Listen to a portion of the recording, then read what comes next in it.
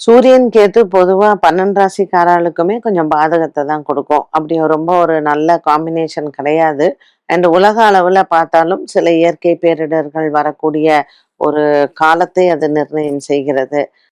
மீன ராசிக்காரர்களுக்கு பார்க்கும் பொழுது அது 6ஆம் இடத்தில் இருக்கு. வியாபாரிகளுக்கு கொஞ்சம் அவங்களுக்கு நல்லாவே ஒரு முன்னேற்றம் இருக்கும். தனத்தை கொடுப்பதாக இருக்கும் மீன ராசி நேயர்களுக்கு.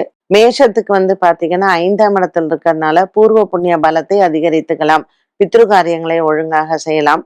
குழந்தைகளுக்கு ஏதாவது சின்ன சின்ன உடல் ஆரோக்கிய குறைபாடுகள் வந்து போகலாம். இல்ல குழந்தைகளை பத்தின கவலைகள் இருக்கலாம். இந்த ரிஷபராசிக்கு பாத்தீங்கன்னா 4ஆம் இடத்துல இருக்கு. ஸோ வீடு சம்பந்தப்பட்ட விஷயங்கள் இல்ல பந்துக்கள் இவ சம்பந்தப்பட்டதுல ஏதாவது ஒரு மனக்குறைகளோ அல்லது சின்ன சின்ன பிரச்சனைகள் அவ்வப்போது வரலாம்.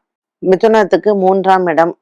தாயார் தந்தையின் உடல் ஆரோக்கியத்தில் கவனமாக இருக்க வேண்டும்.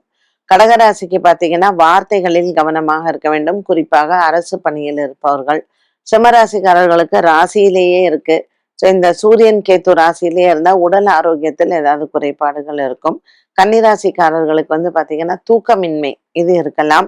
துலாம் ராசிக்கு லாபத்துல இருக்கு, நல்ல ஒரு உயர்வை தரும். விருச்சிக ராசிக்காரர்களுக்கு 10ஆம் இடத்தில் வேலை இடத்தில் கவனமாக இருக்க வேண்டும். அரசு பணியில இருக்கிறவங்க மிகவும் எச்சரிக்கையாக இருக்க வேண்டும்.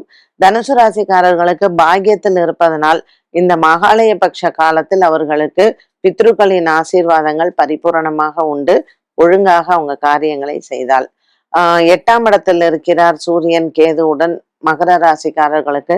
ஸோ கணவர் அவரினுடைய ஆரோக்கியம், தகப்பனின் ஆரோக்கியம் இதெல்லாம் கொஞ்சம் நீங்க பார்த்துக்க வேணும். கும்பராசிக்காரர்களுக்கு 7ஆம் இடத்துல இருக்கு.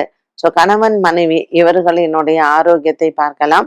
காதலர்களுக்கு ஏதாவது சின்ன சின்ன தொந்தரவுகள் வரலாம்.